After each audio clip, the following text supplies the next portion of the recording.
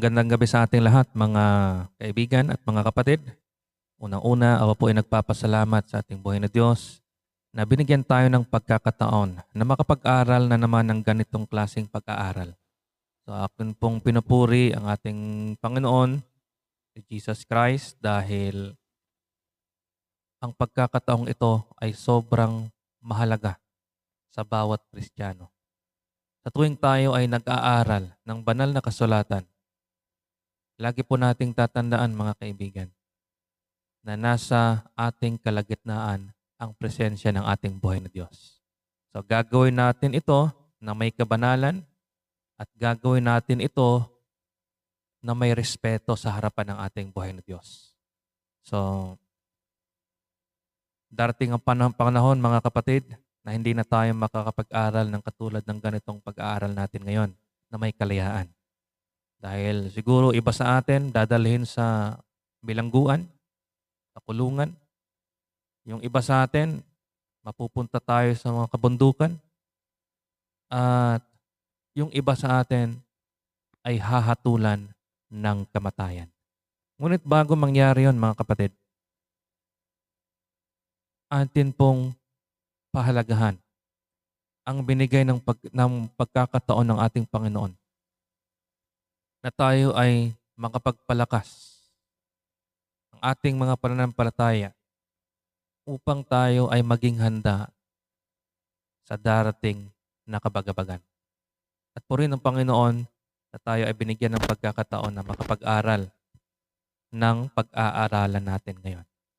Naatas po sa akin na topic ay from the book of Sons and Daughters of God, October 9.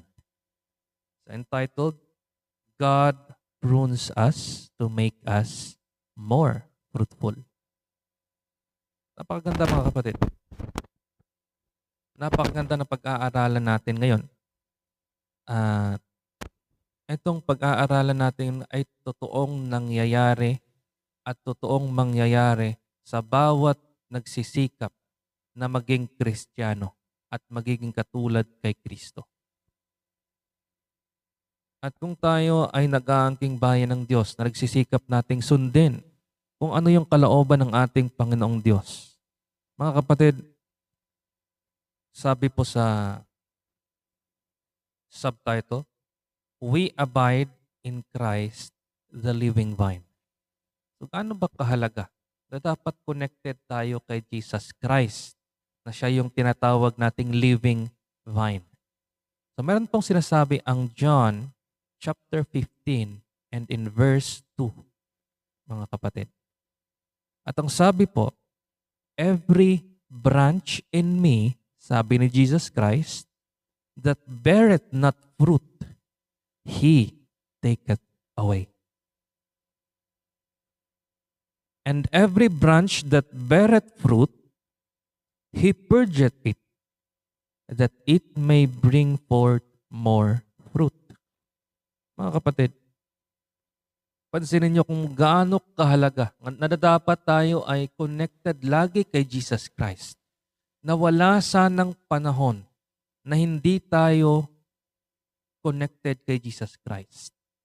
Dahil, eto mga kapatid, si Jesus Christ yung living vine at tayo yung kanyang mga branches, mga sanga. Kung titingnan natin yung, kaya nga dinadala tayo lagi ng Panginoon sa nature.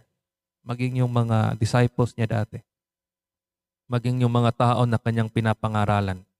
Dinadala niya lagi sa nature kasi mas naiintindihan natin yung mga spiritual things through the natural things.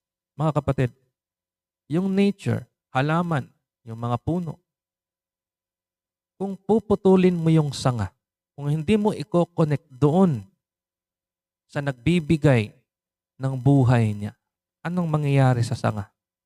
Malalanta, mabubulok lang, at mawawala. Same as sa bawat Kristiyano, spiritually, we need to be connected to the living vine, and that is Jesus Christ. Dahil kapag tayo ay naalis kay Jesus Christ, who is the source of life, mawawala yung pakikipagdugtong natin sa ating buhay na Diyos. At kung wala tayong connection kay Jesus Christ, eventually, we will die. Mga kapatid, we will die spiritually. Marami ngayon na nag-aangking bayan ng Diyos pero hindi connected kay Jesus Christ. Maaring isa sa atin ngayon. Maaring ako. Maaring kayo, mga kapatid. Napatay tayo dahil napalayo tayo kay Jesus Christ. Hindi tayo connected sa Kanya, which is He is the living vine. Kaya ang nangyayari, pinapaalalahanan tayo ng Panginoon na dapat tayo magiging connected sa Kanya. Kasi bawat sanga na walang bunga, eto mga kapatid, maring connected ka nga kay Jesus Christ, sabihin mo. Pero kapag ikaw na sanga, wala kang bunga, tatanggalin ka rin ng Panginoon. Kaya pinapaalalahanan tayo lagi ng Panginoon, mga kapatid, kasi mahal niya tayo. At itong process ng pruning, mga kapatid, yung process ng pruning, kinakailangang may puputulin. Kinakailangang may hihiwain.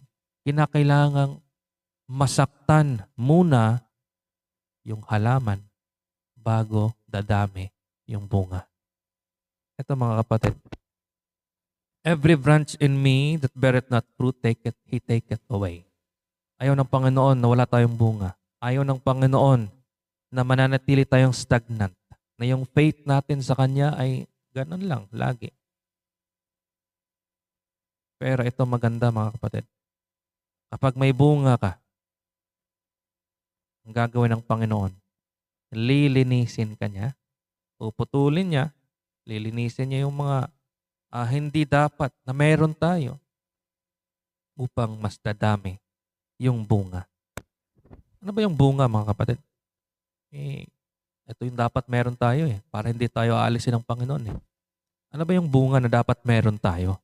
So sabi po sa Galatians, meron po akong dinagdag.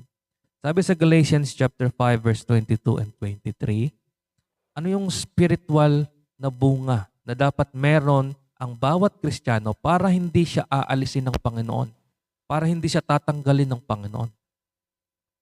Ang sabi po sa Galatians chapter 5 verse 22 and 23, but the fruit of the Spirit is, number 1 mga kapatid, love, joy, peace, long-suffering, gentleness, goodness, faith, meekness, and temperance. Against such there is no law. So ito yung dapat na maging meron na bunga na dapat meron tayo upang hindi tayo tatanggalin ng Panginoon. Kasi ito yung pamamaraan niya para mas dadami pa yung bunga natin, kailangan ng pruning. Those who will walk closely in the footsteps of their self-sacrificing, self-denying Redeemer will have the mind of Christ. Reflected in their minds, purity and the love of Christ will shine forth in their daily lives and characters, while meekness and truth will guide their way. Napakaganda mga kapatid. Sa mga gustong sumunod kay Jesus Christ, sa mga nagsisikap na sumunod kay Jesus Christ. Alam niyo mga kapatid, meron pong isang talata sa banal na kasulatan. Meron pong sinasabi ang Panginoon sa bawat isa sa atin. Kung babasahin niyo po yung Matthew chapter 8, verse 19 and 20, kung titingnan niyo, meron pong isang scribe. Itong isang scribe nito, itong isang tao na to, lumapit siya kay Jesus Christ. At sabi niya kay Jesus Christ, Master, I will follow thee whithersoever thou goest. Sabi niya kay Jesus Christ. Sabi niya, gusto kong sumunod sa iyo, Panginoon. Kahit saan ka man pumunta. Alam niyo anong sagot ni Jesus Christ? Sabi ni Jesus Christ, the foxes have holes, and the birds of the air have nests, but the Son of Man hath not where to lay his head. Ano bang ibig sabihin ni Jesus Christ nun, mga kapatid? At itong scribe na ito, itong taong ito, walang iba si Judas. Gusto niyang sumunod kay Jesus Christ. At sabi ni Jesus Christ, gusto mo sumunod sa akin? Tingnan mo yung mga foxes. Meron silang natirhan. Tingnan mo yung mga ibon. Meron silang madadapuan. Pero, yung Son of Man, na si Jesus Christ, sabi niya, wala nga matutulayin, wala nga matitirhan. Wala nga mahihigaan. Ibig sabihin Jesus Christ. Ibig sabihin, kung gusto mong sumunod kay Jesus Christ, ito yung pinapahiwatig ng Panginoon sa atin. Kung gusto nating sumunod kay Jesus Christ, saan man siya pumunta, ano man yung gawin niya, ano man yung prinsipyo na meron siya, ano man yung aral na itinuturo niya, gusto nating maging totoong Kristiyana, gusto nating sumunod kay Jesus Christ, hindi madali, mga kapatid. Baka akalain natin na kapag sumunod na tayo kay Jesus Christ, magiging maalwan na yung buhay natin. Totoo, meron tayong peace of mind. Merong peace na ibibigay ang Panginoon, pero hindi ibig sabihin walang pagsubok. Hindi ibig sabihin walang problema na maranasan ng mga Kristiyano na sumusunod kay Jesus Christ. Ibig sabihin kung gusto nating sumunod sa Kanya, expect natin, mga kapatid, na maraming pagsubok tayong madadaanan. Maraming mga problema tayong mararanasan dahil ito yung pamamaraan ng Panginoon. Ito yung tinatawag na pruning. Ito yung pagputol ng Panginoon ng mga karakter natin na hindi karapat-dapat ng tinatawag nating Kristiyano. Sabi po sa kasunod na slide, multitudes who desired to exalt Him to the throne today would turn from Him tomorrow. Mga kapatid, maraming mga taong gustong sumunod kay Jesus Christ Pero anong sabi? The disappointment of their selfish ambition would turn their love to hatred. Ito nakakalungkot, mga kapatid. And their praise to curses. From the first, He had held out to His followers no hope of earthly rewards. Nung si Judas, yung isang scribe, lumapit kay Jesus Christ, sinabi ba agad ni Jesus Christ, nung sinabi ni Judas na gusto niyang sumunod kay Jesus Christ, sinabi mo ni Jesus Christ, sumunod ka sa akin. Maraming pera dito. Sumunod ka sa akin. Magiging maalwan yung buhay mo dito. Sumunod ka sa akin. Wala kang problema dito. Sinabi ba ni Jesus yun? Hindi. Sabi niya, maraming pagsubok kang maranasan. Hindi maging madali pag gusto mong sumunod sa akin, sabi ni Jesus Christ. At ito yung nangyari, mga kapatid. Wala siyang earthly reward na pinapromise sa atin kung gusto nating sumunod sa Kanya. Pero may blessing.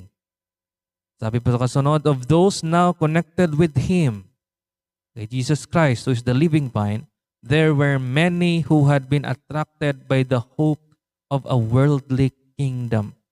This must be undeceived. Napakadelikado, mga kapatid.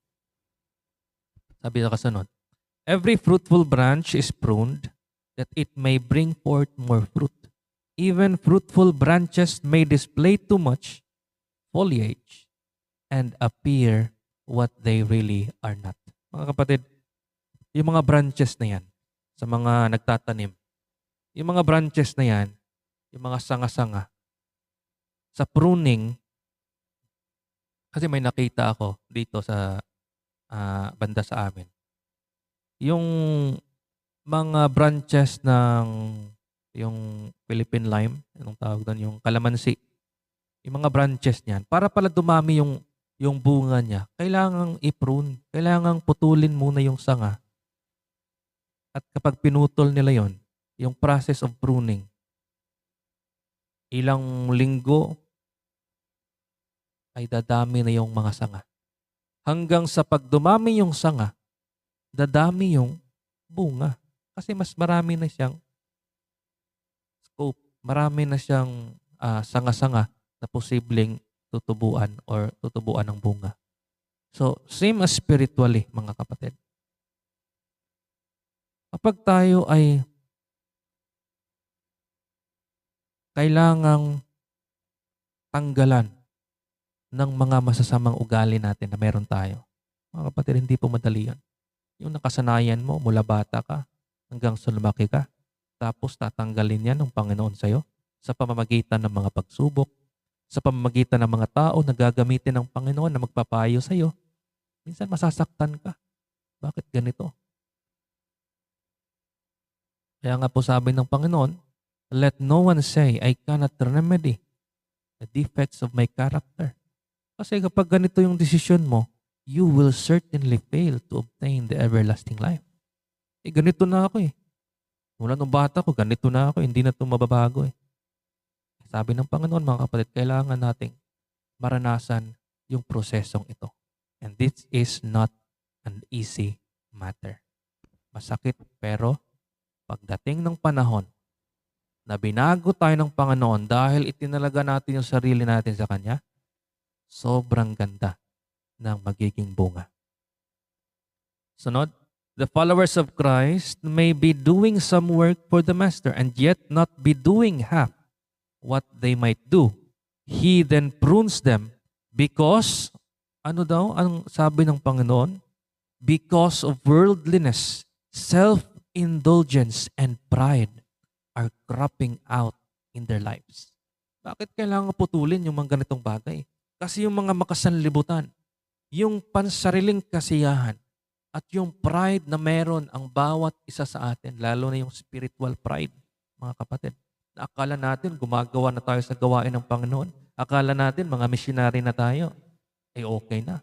Pero mga kapatid, gusto ng Panginoon pala tanggalin yung mga yan. Kasi ayaw niya na manatili yung mga ganyan sa karakter mo. Dahil alam niya na kapag siya ay bumalik sa araw na to, tapos meron kang ganyang ugali, hindi ka maliligtas. Kaya kasi Jesus Christ, siya yung husbandman. At anong gagawin ng husbandman? Mga kapatid, sa mga gustong sumunod kay Jesus Christ. Sabi po sa kasunod, husbandman clip off the surplus tendrils of the vines, thus making them more, ano daw? Thus making them more fruitful. These hindering causes must be removed and the defective outgrowth cut away to give room for the healing beams of the Son of Righteousness. Kaya mga kapatid, hindi po madali yan. Yung ipa-furnish tayo ng Panginoon, masakit yun. Araw-araw, kailangan nating maranasan yun para magiging perfectly fit tayo sa kingdom dun sa heaven. Dahil maraming bunga. Gusto ng Panginoon yun, mga kapatid. At itong sabi niya, many misunderstand the object for which they were created. Bakit ba tayo nilalang ng Panginoon? Bakit ba tayo dito sa mundo para maghirap? Para maranasan lang yung mga pagsubok na to na walang dahilan? Bakit ba kailangan nating maranasan yung mga ganito? Bakit dito tayo nilagay ng Panginoon? Bakit nilikha tayo ng Panginoon? It was to bless humanity and to glorify God. Kaya gusto ng Panginoon na putulin yung mga masasamang ugali natin. Kasi ayaw niya na mag-enjoy lang tayo at mag-glorify lang natin yung sarili natin sa mundong ito, hindi yung Panginoon. Kasi alam niya, pansamantala lang yun eh. Yung magiging sikat ka, magiging kilala ka ng mga tao, pupurihin ka ng mga tao, kahit saan ka pumunta. Ang ganda ng tingin ng mga tao sa'yo. Tapos ikaw naman, meron kang pride sa sarili mo, mga kapatid. Alam niyo, mga kapatid, ito yung nagiging dahilan kung bakit napipigilan si Jesus Christ.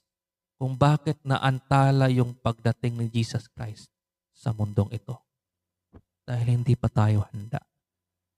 God is constantly pruning His people Araw-araw, bawat sandali.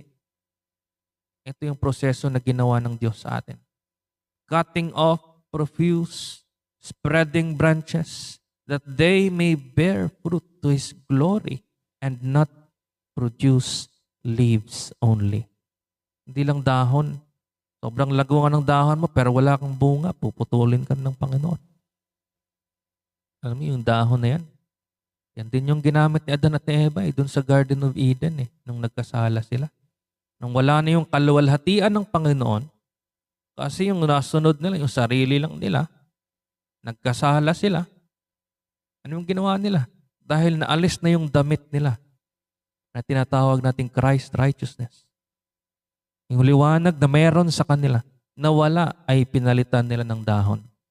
Eh mga kapatid, marami nga tayong dahon pero wala tayong bunga. Aalisin din ng Panginoon yan. Ito mga kapatid, God prunes us with sorrow, with disappointment and affliction, that the outgrowth of strong, perverse traits of character may be weakened, and that the better traits may have a chance to develop. Sa tingin niyo mga kapatid, sa tuwing tinuturuan tayo ng Panginoon, nasasaktan din siya. Nadidisappoint din siya. Nalulungkot din yung Panginoon natin. Kasi hindi naging madali ang ginawa ni Jesus Christ dun sa cross of Calvary.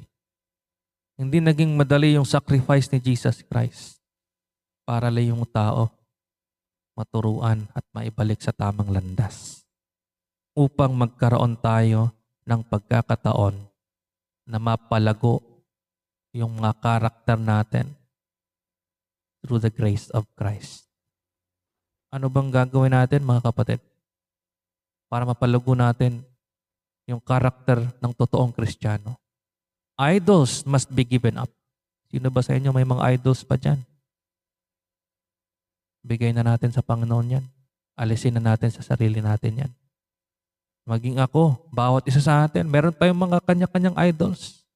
Sino ba sa inyo nanonood pa ng mga K-drama dyan, mga idol nila, mga K-pop, mga anong klaseng mga kapatid, mga makasanlibutang bagay. Sino ba sa inyo nanonood ng mga hindi dapat pinapanood, yung mga series na mga movies? Mga kapatid, nakakalungkot. Marami pa sa mga kabataan ngayon na ganyan. Marami pa sa mga kabataan ngayon na imbis na i-google natin yung nalabing oras ng paghahanda natin sa pagdating ng kabagabagan na hindi basta-basta itong mangyayaring ito. Pero ang ginagawa ng mga nag-aangking bayan ng Diyos, nagpakasaya sa sanlibutan. Nagpakasaya sa mga bagay na hindi dapat gawin. Nakakalungkot isipin. Dahil darating yung Panginoon, mga kapatid, wala siyang kasiyahan sa masamang tao na mamatay dahil sa kasalanan. And it is by abiding in Christ, mga kapatid, magagawa natin ito. Kaya nga, idols must be given up. The conscience must become more tender. The meditations of the heart must be spiritual. And the entire character must become symmetrical. Magiging katulad na tayo kay Jesus Christ. And by abiding in Jesus Christ, we may have His sweetness. Kapag connected tayo kay Jesus Christ, matututunan natin yung karakter niya. His fragrance, His light. He shines in our hearts. His light in our hearts shine forth from our faces. Yung itsura natin, magiging maliwanag. Kasi si Jesus Christ na yung nabuhay sa sarili natin. Hindi na tayo. Hindi na yung pagiging tao natin, kundi yung pagiging Kristiyano na meron tayo, mga kapatid. By beholding the beauty and the glory of Christ, we become changed into the same image. Mga kapatid, purihin ng Panginoon sa gabing ito. Purihin ng Panginoon dahil tayo ay pinapaalalahanan na naman ng Panginoon. At mga kapatid, yung pagsunod natin kay Jesus Christ, kaya nga tayo tinatawag na Christian. Kristiyano. Andyan yung name ni Jesus Christ. Kasi gusto niya na magiging katulad tayo sa Kanya. Gusto niyang ibalik yung image, yung Kanyang karakter. Gusto niyang ibalik yung liwanag. Gusto niyang ibalik yung righteousness niya sa bawat tao na gustong sumunod sa Kanya. Mga kapatid, huwag nating hayaan si Satan na maagaw tayo. Huwag nating hayaan yung mga makamundong bagay na magiging dahilan upang hindi tayo maging connected kay Jesus Christ. Tanggalin natin yung mga bagay na yan. Masakit yan. Mahirap yan. Pero kailangang iwanan. Dahil mas mahal natin yung Panginoon, hindi yung mga makamundong bagay. At sa panahong ito mga kapatid, nawa ang bawat isa na nakikinig ngayon, saan ka man sa gabing ito, o ano man yung ginagawa mo, ano man yung mga plano mo sa buhay, lagi mong tatandaan, you need to be connected to the living vine. And we must abide in Christ, who is the living vine. Purihin ng Panginoon. God bless po sa ating lahat. Saan man tayo pumaroon, maging liwanag tayo at mas dadami pa yung bunga natin.